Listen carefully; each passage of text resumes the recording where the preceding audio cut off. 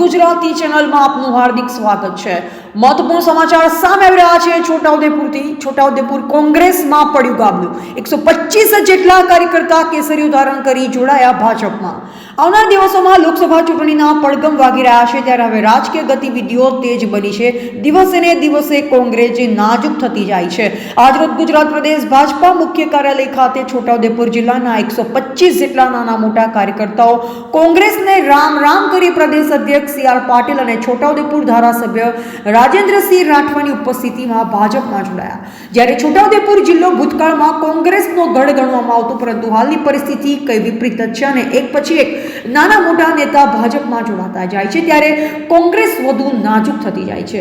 આજરોજ ધારાસભ્ય રાજેન્દ્રસિંહ રાઠવાએ જણાવ્યું હતું કે છોટાઉદેપુર 137 વિધાનસભામાંથી છોટાઉદેપુર તાલુકા કોંગ્રેસ સમિતિના પૂર્વ પ્રમુખ, ખૂબ જૂના સરપંચ રૂપસિંહભાઈ, છોટાઉદેપુર જિલ્લા સેવાદળના પ્રમુખ ગણપતસિંહભાઈ, ગુજરાત પ્રદેશ સેવાદળના મહામંત્રી સિદ્ધાર્થભાઈ લુહાર અને એમની સાથે લગભગ 25 જેટલા પૂર્વ સરપંચો, 28 જેટલા ગ્રામ પંચાયતના સભ્યો, 2 તાલુકા પંચાયતના સભ્ય એવા અનેક 125 જેટલા આગેવાનો 137 છોટાઉદેપુર વિધાનસભામાં કોંગ્રેસને રામ રામ કરી અને ભારતીય જનતા પાર્ટીમાં જોડાયા।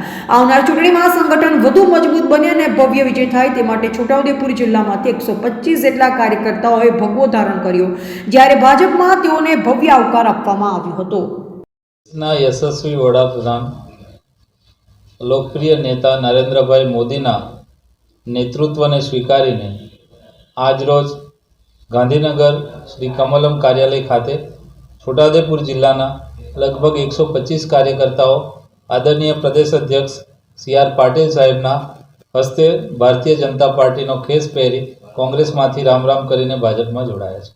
તેમાં ખાસ ઉલ્લેખ કરું તો છોટાઉદેપુર તાલુકા કોંગ્રેસના પૂર્વ પ્રમુખ રૂપસિંહભાઈ રાઠવા, જિલ્લા કોંગ્રેસ સેવાદળના પ્રમુખ ગણપતસિંહ બારિયા, પ્રદેશ સેવાદળના કોંગ્રેસના મહામંત્રી લુહાર સિદ્ધરાજભાઈ, યંગ બ્રિગેડ કોંગ્રેસ સેવાદળના પ્રમુખ બારિયા નલિન કુમાર, બક્ષીપંચ મોરચા છોટાઉદેપુર જિલ્લાના કોંગ્રેસના પ્રમુખ રાજપૂત પરમાર રણજીતસિંહ અને